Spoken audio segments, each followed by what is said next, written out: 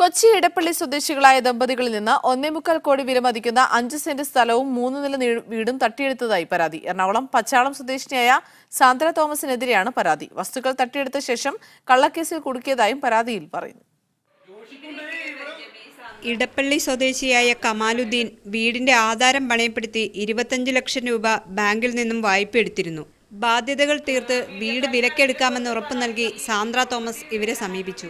ഇവരെ വിശ്വാസത്തിലെടുത്ത ദമ്പതികൾ വീടും സ്ഥലവും ആധാരം ചെയ്ത് നൽകി. സാന്ദ്ര തോമസ് ഞങ്ങൾക്ക് നേരത്തെ പരിചയമുള്ളതാണ്. പിന്നെ അവരുടെ പെരുമാറ്റത്തിലും നല്ല സ്ത്രീയാണെന്നുള്ളതാണ് ഞങ്ങൾക്ക് തോന്നിയിരുന്നത്. അങ്ങനെയാണ് ഞങ്ങളിത് ക്യാഷൊന്നും മേടിക്കാണ്ട് തന്നെ അവർക്ക് ഇത് രജിസ്റ്റർ ചെയ്ത് കൊടുത്തത്.